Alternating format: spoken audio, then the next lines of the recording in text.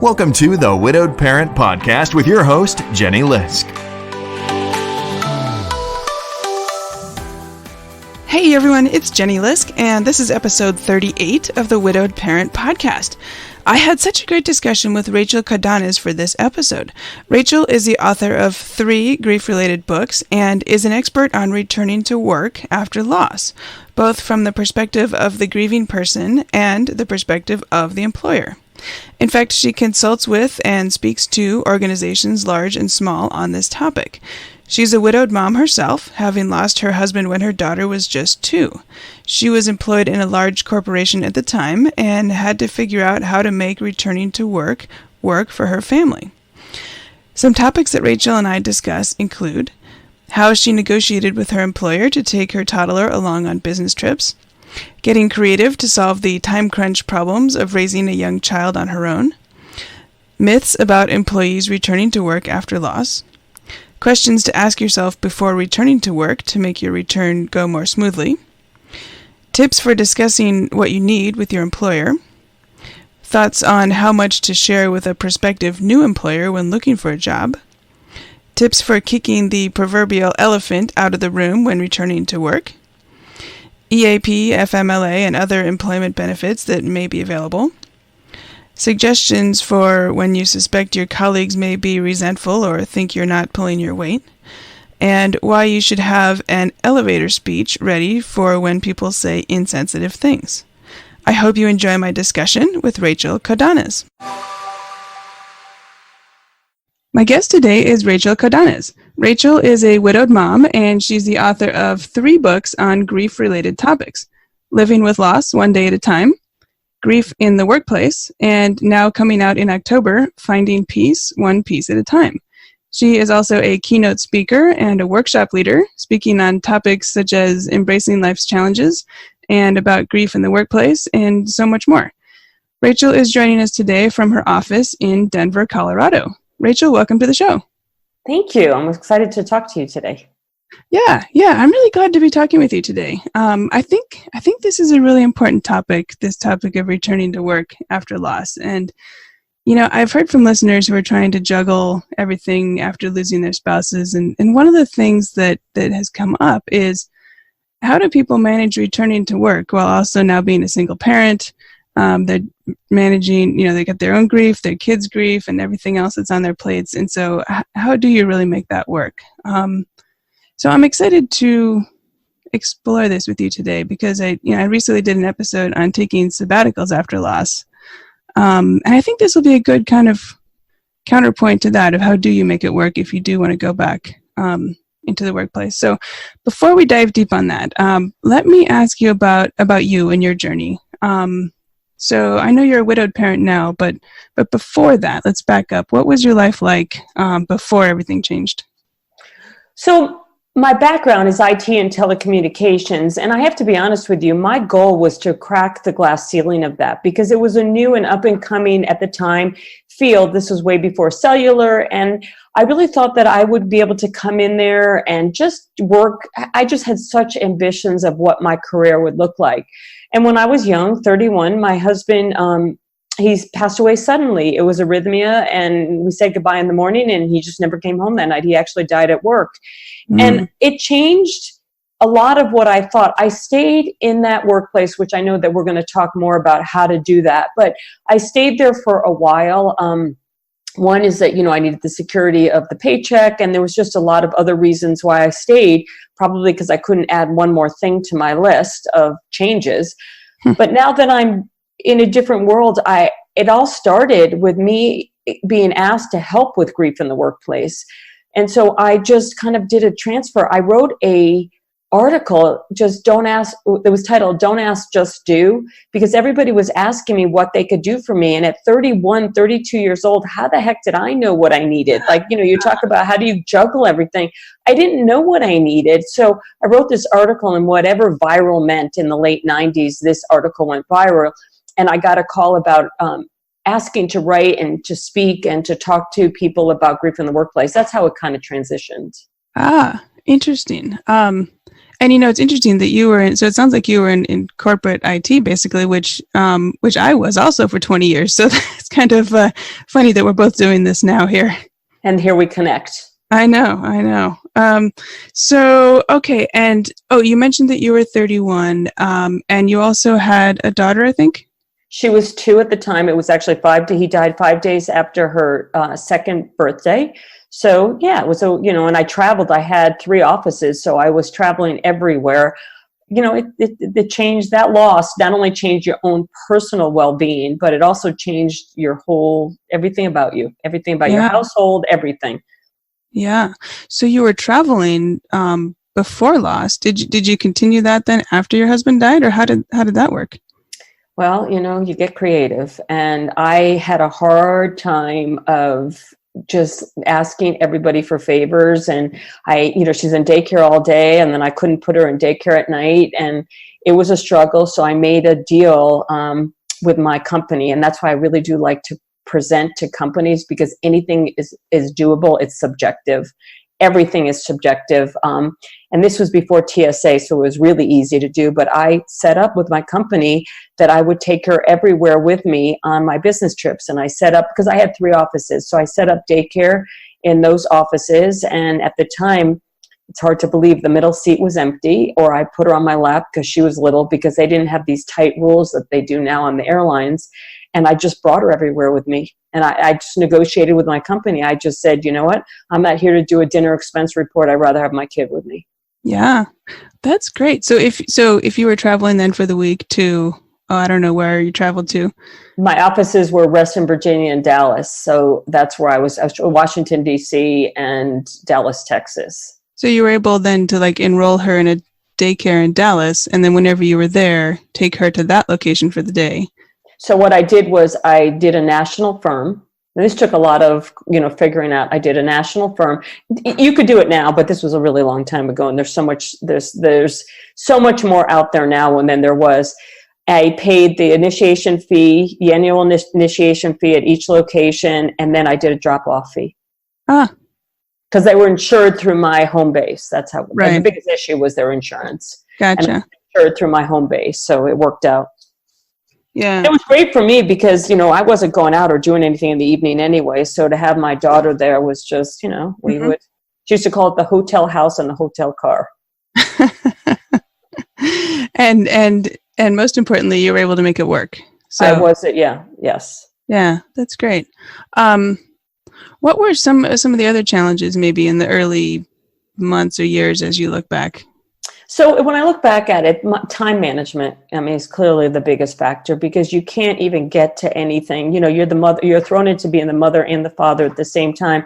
But even there's just no breaks because it's only you. There's some gifts of it, not for this call, but for a different call someday. The gifts are, when mommy says no, there's no daddy to run to. I get that, but it didn't help me with my timeline and my laundry and packing lunches and diaper bags and just all that other stuff. So I just got really creative. I am a problem solver. We talk about our backgrounds, and every problem that came to me, even though I was emotionally distraught, I just tried to fix. So for example, if I didn't have time in the morning and our mornings were nasty, which they can be, we know that no matter, even if there isn't a loss, sometimes getting people out of the house is a difficult thing. I just started giving my daughter a bath and dressing her the night before. And so I never fought with her in the morning about getting dressed. And that was 10 minutes less. And people could say to me, "Oh, Rachel, that's just wrong." And I'm like, well, great. That could be wrong in your life. It's perfectly right in my life. And that's how I did things. I just started, how can I find a minute? Because that's sometimes when all you need is a minute. Mm-hmm. So that's how I was able to, taking her with me and not asking for a babysitter or, working out while she was at swim lessons. You just kind of figure out how to find that minute. Mm-hmm. Mm-hmm. Cool. I'm thinking about how you were mentioning you were in corporate IT for so long, and now you're in a totally different line of work. How did you switch? You mentioned starting, you wrote this article, but how did you decide to get out of corporate IT and into, and tell us maybe what you're doing now. Okay, so I was pretty connected to the whole IT world and making it happen. And, like you and I discussed, having a remote opportunity to work kind of, helped a little bit as well. But what I was really struggling with is what my commitment was to what I wanted to be when I grew up. And while IT and telecommunications challenged me intellectually, it didn't challenge me emotionally. And yet they pay well. So you really add a fine line of what do you do? Do you stay with this great paycheck and consistent paycheck and benefits, or what do you do? So I just stayed where I was for a long time, but I got remarried. And that's really what changed it, because I had insurance. I had a little bit more stability. So yes, everything I do is because of what happened to me when my husband passed away. I wasn't juggling being the sole provider and doing everything. And there's a big difference there, because as you know, and whoever else is listening to this, is there is no finance, no money in grief. It's not an area that we put a lot of funds in as a community and as a society, because we think it's never going to happen to us. But I'm sorry to listeners, it's going to happen to you. So I couldn't think of this as something that would be fulfilling financially. I had to look at it was, how fulfilling could this be emotionally? And of course, once you get there, then the rest will come. Mm-hmm. If you stick to it. There's a lot of people that show up in wanting to provide grief in the workplace that are only there for a couple of years. I've been doing this for over 20 years, and I wrote a program on grief in the workplace. And my real premise of it is about how to deal with coworkers, managers, and HR, not with the griever that's returning to work. Of course, I talk about that, but it's really not. It's how you asked me earlier what's difficult with that. The hardest part about the workplace is the interaction after it happens, in my opinion, is the interaction after it happens, is how do you interact with these people and have patience for them, and they don't know what to say or do, so they make it a little worse. So that's why I like to help the workplace itself. Yeah. Okay, so let's dive deep on that here then. So let's start with this. Are there some myths about employees returning to work after a loss? Yeah, there's quite a few. There's one is that there's a timeline associated to it. There is no timeline associated. People think once a funeral happens that you are, you're going to slowly recover and you're going to cry maybe once a week instead of every minute of every day, or you're going to do this or that. Just think, you haven't even done 1 second to realize what your life is. In this case, this podcast is about being widowed. You haven't taken their name off of anything. You haven't touched their closet. You haven't figured out one finance of how you're going to pay your bills. So people think you return to work and the timeline is moving along, and then all of a sudden everything's going to be okay. Well, it's not. That's definitely a myth. The other one is, well, my other coworker lost her husband and you lost your husband, so they're going to be similar. They're not similar. We have no idea what happens behind someone's front door. We don't know if they have a support staff. Like with me, I didn't live anywhere near my family was. They didn't. How does anybody know what I have for daycare or what I can do with that? How does anybody know if I could afford my house? Do I have to move? There's so many variables. But you asked about the myth, and the myth is that there's a specific way to behave when you are experiencing a loss like this. And then, carefully saying that people think we're all so resilient, and that's a myth, because we need to learn to be able to put our feet back on the ground. And we have to learn. We don't bounce back to where we are. We just have to learn a little bit. So there's a lot of myths associated with what happens to somebody that has a loss and they're returning to work. Yeah. Okay. Interesting. You covered, I think, some of this, but let's just kind of draw these out one at a time here. As far as challenges, first for employees and then employers and coworkers. So when somebody's coming back into the workplace after a loss, so what would you say are kind of the key challenges, starting with employees? So I need to back up for a second. There is, if you read articles that are being posted or blogs, a lot of people, what I believe, are complaining about their employer when they return to work. And what I try to explain to them, because I do so much with work groups and with management, I think as a griever, the first thing you need to think about is This manager or HR person or your coworkers may never have experienced this before. So before we start saying what they're not doing, we have to understand they may not know what to do. And that's a key thing. They could have as much training. I could have trained them, and still the situation could be difficult because we don't know what to do.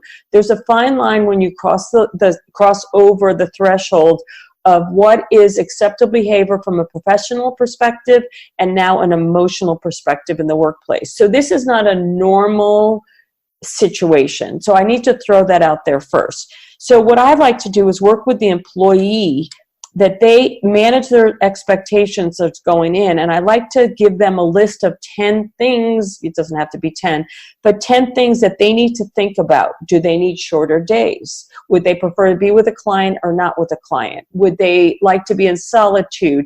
Do they want a break in the morning, in the afternoon? Like, to think about what it is as we, as grievers returning to the workplace, what are our needs? What are our thresholds? So that's one piece. The other piece of it is the coworkers, managers, HR, which is the employer, so to speak, is what should they do to handle somebody returning to work? And I've got some ideas around that. If they acknowledge the loss before this person returns to work, then when I walk into work, I could say to you, thank you for sending that card, or thank you for making that donation. It breaks the ice. The other thing is that if the manager meets with you before you return to work and try to set up expectations on both sides, not one-sided expectations, both sides. In other words, as a griever, I need to tell you that I'm up to my earballs. I can't do this anymore. You know what I mean? That we use that term in my family, earballs, but is that we're up to we can't do anymore. So we need to, it's two-sided. And I think a lot of people returning to work think it's your employer needs to accept you as you are, but it's up to us as grievers to communicate our needs. So I was thinking about, you mentioned thinking about your needs and do you need a shorter day or a quiet space or different things.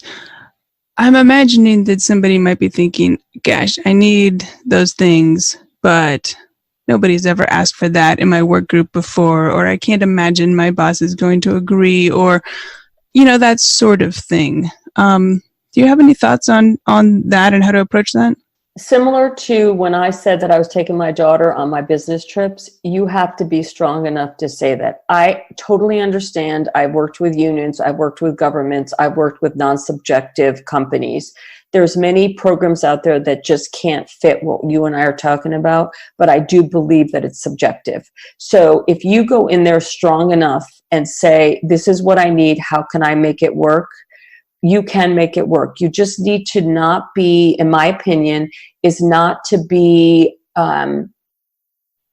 so demanding that they don't hear you, in a way of, can you help me with this? Or how can we do this together? Or it would be great that I can work, if there's anything that I could do from home from a couple hours after my kids go to bed, how can I work remotely one day a week? Can I have part of my assignment that isn't a normal business hour?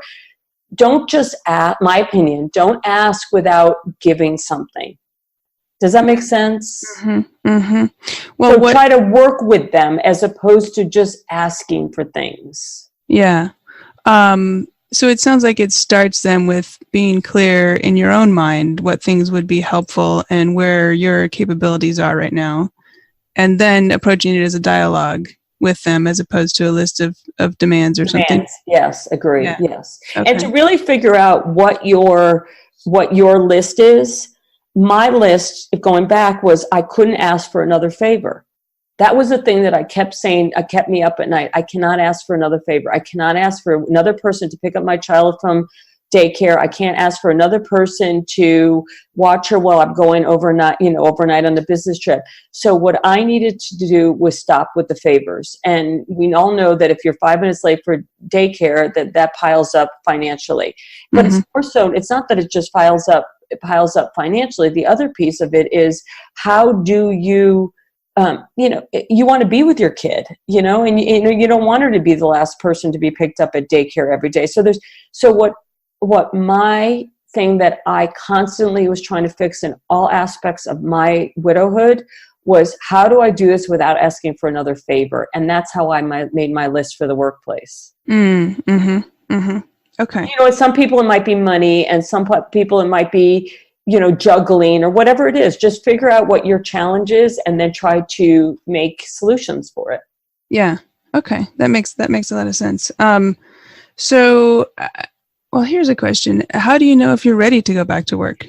Well, there's 3 pieces. I'm going to take that a little differently than I think you're asking it. There's 3 what I call pillars of returning to work after a loss. One is that you had a job before and you're going back to that job.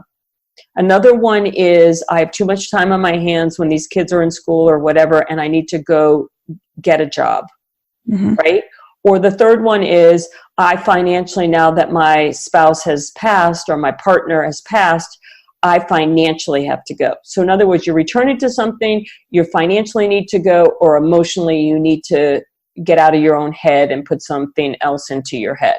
So the first one of returning to work after a loss, companies dictate it, but we don't have enough time now to get around the dictate. But, you know, I was given a month off, right? No questions asked. They said, just come back in 30 days and they were going to pay me. I was looking for a large corporation. It could happen, right?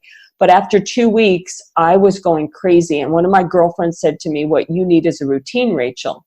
And I'm like, what I really needed was my daughter needed a routine. So I put her back in daycare before I was returning to work because that helped with her having a routine.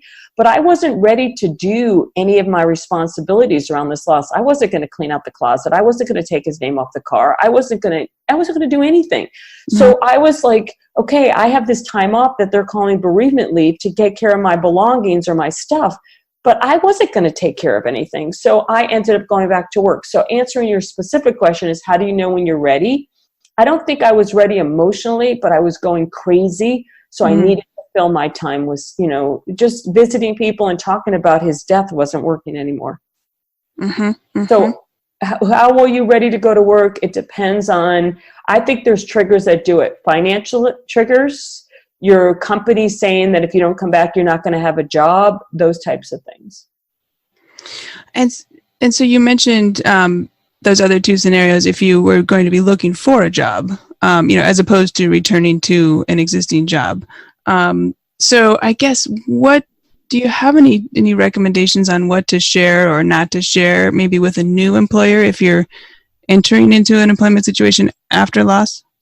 Well, I'm torn on that, because here's the challenge of that. You don't know what the person that's interviewing life has been. You don't know if they can relate, if you're relatable at all when you share, I'm a widow. Sometimes it's just such a conversation starter if you're a young widow, a conversation stopper if you're a young widow, that it throws off the whole interview.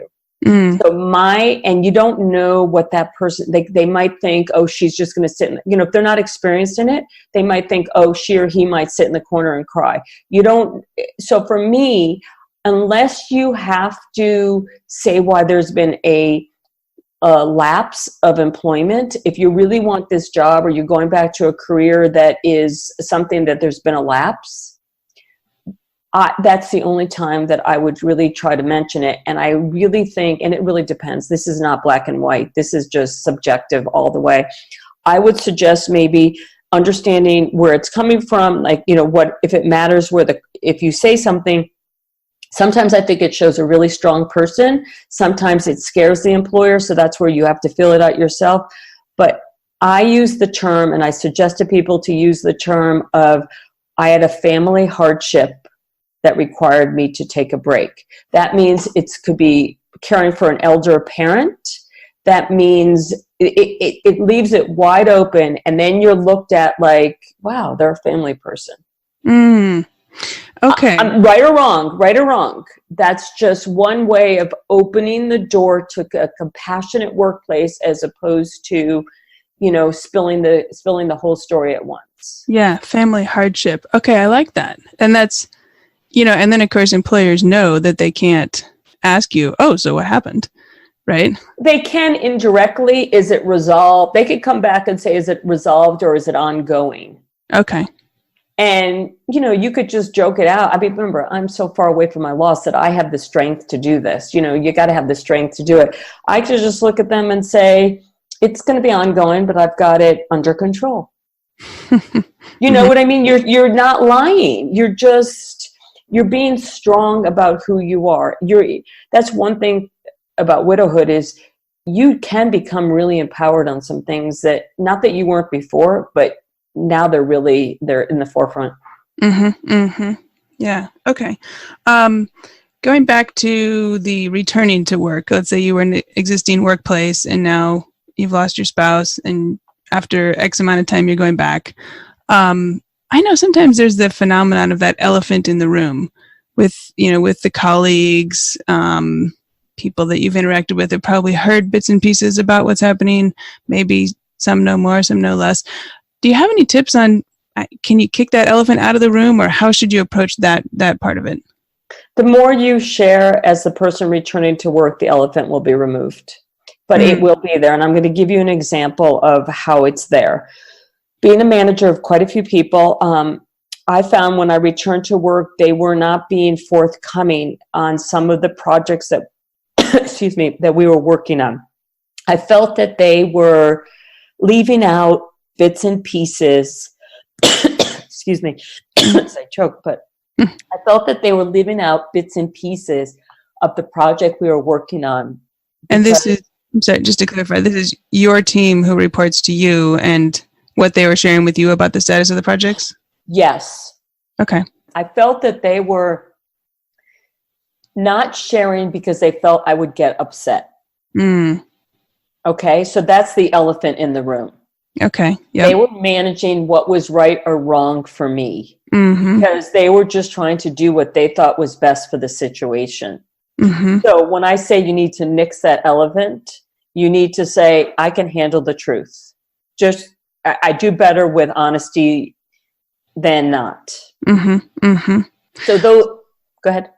Well, it almost sounds like maybe when you're going to be returning soon, I mean, do you think you should send an email and tell everybody what's going on? Do you think you should have a meeting on your first day back? Like, what have you seen, or what do you think it works or doesn't work? Okay, so slippery slope, because some of the people you work with are your closest friends because you spend more time with them than your own children. Some of them are, as we talked about earlier, that one of the myths was comparing your loss with someone else's loss because you don't know if they're similar. By you sharing things, one might perceive that as a weakness as opposed to a strength. So that's why I call it a slippery slope.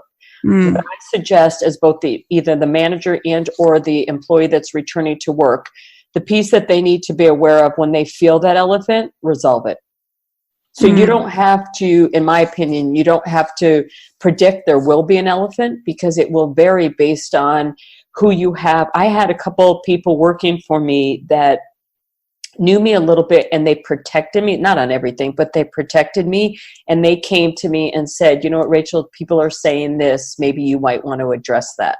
So you might want to, if you feel close enough, to pick somebody and just say, if there's ruffling in the, in the group, could you share that with me? I do talk in my book, Grief in the Workplace, Being Prepared. It's like, the ultimate guide of being prepared, is I talk to that the manager should take a pulse on the group, 3, 6, 9 months, 12 months out from the loss, because they, then they could hear from the coworkers if the situation is comfortable or not.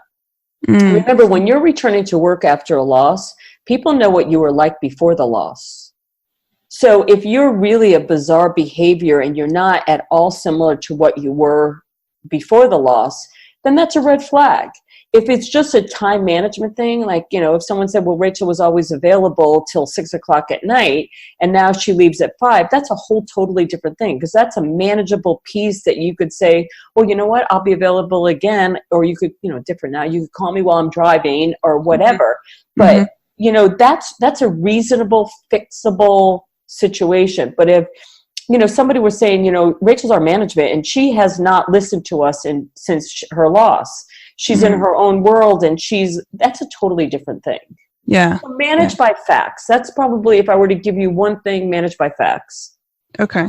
And so you mentioned your book, Grief in the Workplace. Is that for employees, employers, everybody? Like what is the kind of focus of that book? The focus of that book is for managers, coworkers, and HR of how you deal with somebody that's returning to work after a substantial loss, or if there's a death of the work in the workplace. So co-workers, because there's a big difference of you and I returning to work after a loss with our, because we're the grievers. But when someone passes away in the workplace, I just did a recent big company that there was someone that passed away. They're very difficult situations because some employees cry, some don't. Some call in sick, some don't. It's not a formula. In that book, I talk about all the different programs that are available from EAP, from a family, FMLA, time off, just how you take care of things, how you communicate. Just there's a checklist in it of different things, benefits, beneficiaries. There's a lot in there. Yeah. Okay. No, that sounds great. You mentioned EAP and different things. Can we just pause on that for a second? What kinds of programs or benefits do you think that employees should be aware of when they're thinking about the workplace? So there is, FMLA is actually, Family Medical Leave Act. That is something that you have to ask for. Not all companies, states will handle that differently based on, if it's a large company, then an employee leaving for, 30, 60 days isn't as noticeable if it's a mom and pop shop and you're the only employee. So I just want to make sure your listeners understand that the benefits will vary based on state to state. But there is that available, for a lot of resources. The EAP Employee System Program, most large companies have it, but some smaller ones, they pay into those. And those are programs that are available for companies when there's this type of loss. Challenge on those is that in many cases, your health benefits pay for similar to that. So you may not choose to go through your employee system program because they're supposed to be confidential, but some employees feel that their management will find out about some of what they're doing. All fixable, all just need to communicate with that. And an EAP will send in a counselor in the first week. However, I believe that, again, I mentioned earlier that somebody needs to come in 3 months, 6 months, 9 months. If it's a substantial loss, if it's just, and this podcast is about widowhood. So it's, then it's going to be a substantial loss. Mm-hmm. So it varies. But again, with this type of loss, there's also time off. And I'm really cautious when I talk to companies when there's been similar you and I with these young losses, is that you can't put this, my opinion again, is putting this in a bucket with all other losses doesn't necessarily work because the needs are different. I didn't want to take care. I didn't want to clean out, as I said earlier, or do any of the responsibilities that I had around this loss right away. So what I really needed was my bereavement leave in 6 months. If I use all my personal time off or my vacation time to take care of that, when do I ever have a mental break of life?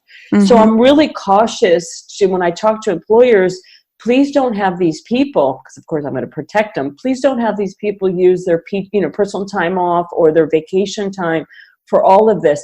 Figure out how maybe an employee, one of their coworkers, can do an extra day of work for them and cover a shift. Like, how can we make this work? Because I'd be more than happy to help any of my coworkers that have gone through what I went through. For one day of my life is nothing of their one day in their life. Mm-hmm. Mm-hmm. Yeah. Okay. That makes sense. I'm thinking again about the returning to work piece. And so I wonder if you have any tips for, if you're sensing that maybe your colleagues are getting resentful or angry, or that, you're getting some kind of sense that maybe they think you're not pulling your weight, or how to approach that kind of situation. So I experienced that firsthand. I felt that people around me thought that I had a break. And what I don't get being on this, she got to go home at 4:00 and pick up her daughter, but I didn't. And I thought, now hindsight, it's a beautiful thing. But how could you even, in my opinion, could my co-workers compare me to them? Could they have any empathy? But people, I mean, I'm going to be honest, in the workplace, just like in a lot of things in life, we have our head down, we're doing our thing, and we care about fairness, especially when you're trying to climb the corporate ladder or get promoted or get work done so you can get to your soccer game, whatever it is, that people aren't as empathetic towards the next person that might be experiencing something. So with that said, is there some kind of things in the workplace that happen that are disruptive to your coworkers? I'm going to say yes. I'm going to say the fairness is an employer responsibility of managing. And how do they manage it? Because I'm very big on the hows, is through communications. Like, in other words, I'm giving Jenny a little bit of a break this week, but she, in return, I've given her some things that she needs to take care of on when she's at home. So that's the elephant. Remember, we talked about this elephant. Get that elephant out of the room too. So if you feel that way through communications, just say, she's going to be working a little bit less at the office this week. However, she will be still taking care of this, and this. If you have any questions, come to me. I will handle it. So you're communicating. You're just not letting it get to where it could be. Right. Okay. That makes sense. And what about if somebody is crying at work and they wonder, are they doing it too much, or how much is too much, or should they be worried about that, or any thoughts around that piece? So I used the word earlier, slippery slope. It's, again, a slippery slope of how to handle this. I remember when I was able to finally wear mascara to work again. I know that sounds really silly, but it's just something to say that you've gotten past, whether it was waterproof or not is irrelevant. It was just that, that you were actually thought that you might be able to make it through a day. I'm not a total crier to begin with. I'm just, probably that's part of our IT background, that we're just going to power through this. But I've watched, because I've been helping widows for so many years, and I've heard from so many of both widows, widowers, as with employers, that it's perceived to be a challenge because it's uncomfortable for the people around them when they break out in tears. So my suggestion to the employer side of it is that they set up a spot, they're aware of it, they don't they don't challenge it, they just kind of show that they care, because that's going to soften the blow. As for the griever, when they feel an onset, a coming on of what sets them off is, you and I know that tears can come, but a lot of times it's coming before it actually comes. Try to figure out how to remove yourself, whether it's the ladies' room, whether it's going outside, knowing that that's not something that all people can do in jobs, but setting that up in advance with your employer, that I just would like just a little bit. Now, if this happens every day, you're not ready to be there. And then you have to understand that your employer didn't do this to you, so you need to somehow figure out how to make that work. I had a gentleman, I know this sounds terrible, but I had a gentleman that sat next to me who ate poorly, was so overweight, didn't take care of himself. His stress level, the way he talked to clients on the phone, the way he dealt with stuff was so stressful. And he created something in me that I could not control. And I think it was because, how did my husband die of arrhythmia and this guy is still alive? I know that sounds awful, but that was my trigger of tears. So again, what I'm suggesting to the listeners is, if you know what brings the tears on, try to avoid them. So in that case, I had to shut this guy out at all costs, because he was my trigger. Like, hearing his voice set me into a tizzy. And, somebody could they'd be listening and say, that's so immature. Well, you can't have maturity when you are hurting that bad. It's your natural reaction to something. You're going to react whether or not I tell myself to not react or not. So that's what I'm suggesting, is trying, if the workplace is really, you're having struggle returning, try to see if you could see what's setting you off with the tears. Is it because you're exhausted? Is it the stress level? Is something pulling on you too much? Do you not like the work? Try to figure out what the trigger is that's setting you off. Yeah. Okay. That makes sense. We are running short on time here, but I have a couple more questions. I was thinking about, we all know that sometimes people can say maybe quote unquote dumb things, to people who are grieving. I'm sure everybody who's listening has heard something or another that they thought came across as insensitive or whatever. Do you have any suggestions on how to respond to people, especially in the workplace? But, if they say things that you just think are dumb, for lack of a better word. Okay, so this is a good one. So if you re-listen to this podcast, we have used words. We're both widowed. We have both walked this journey, and we probably have done some word choices that might set off a newly bereaved person. I don't know what I said. I'd have to listen back to it, but there's probably some words that I have said, while they can relate to us because we are peers to this process, so they trust our words. But when you go into the workplace and somebody says something to you that sets you off, the only person that loses in that, because it is in that equation, is you. Because they don't know they said it, they didn't mean it. I cannot imagine for a second that people would do something intentionally to hurt you. But we believe, not you and I, but people that have not experienced it, so maybe you and I believe this too, is that people think when you become relatable, then you're going to connect. So you might walk into the workplace, I just lost my husband, and they might say, well, I lost so-and-so last week. Well, you and I know, unless you and I can say that to each other because we are journeying, but when someone else says that, you don't have any idea what I'm going through. You wouldn't believe, like all this, you get defensive. Who loses in that? You. So my suggestion to my grievers who are returning to work is to have an elevator speech ready. When they say something that doesn't work great for that doesn't work for you, today was better than yesterday, or just say something back and walk away, and try really hard not to take it personally, because I truly believe in every drop of their hearts, all they're trying to do is not run away from you. So give them credit for at least standing there in front of you, because most people do run away. They don't know what to say or do. Yeah. Exactly. Well, and they might be thinking of, maybe they haven't had a death as close as yours, like a spouse. And maybe they're thinking of the only death that they can relate to, and they're trying to connect. But it just doesn't land the same when they say, my 95-year-old grandmother died last month. Doesn't land the same on you as, your husband died and you have a 2-year-old or whatever. Absolutely. And I work with so many people that still try to compare a 31-year-old widow to an 87-year-old widow. There's nothing to compare, because, okay, I may not have had the time with my husband.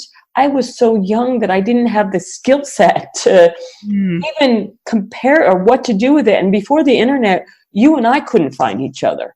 You know what I mean? Like we used to call it trapped in suburbia. It's like we didn't. Now it's like I could get on the phone. I could find a million of us.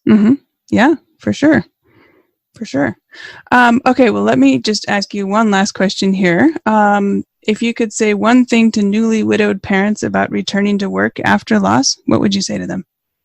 Well, to call me if they have any questions, for sure. And if they want me to talk to their employer and help them return, call me for sure, because I'm a good, I'm a good mediator. And I don't mean that from a selling perspective. It's just that, if you're outright staying up all night and throwing up every morning thinking that you have to go in, I'd be more than happy to talk to them to just calm the situation. But what I really want to tell them is, if they could just stay true to themselves and try not to get defensive and try not to beat themselves up for knowing that they may not be able to be in the same emotional spot that they were prior to this loss, each day will get a little bit better. And so just hang in there and just do the best they can do, and be proud of yourself for the successes, and don't beat yourself up for the non-successes. Super. Okay, well, I think that's a great place to end. So my guest today is Rachel Kodanaz, who's the author of 3 grief-related books and a speaker on grief in the workplace and many other grief-related topics. So, Rachel, where can listeners find you if they would like to learn more about your work? So my website is probably the best place for me, and it's rachelkodanaz.com. I'm going to spell that real quick. RACHELKODANAZ.com. You could ask me any questions. You can email me through the website. And as I go on my new book tour about finding peace one piece at a time, maybe I'll actually be in your city, and then I'd be more than happy to meet you. It would be great to meet you.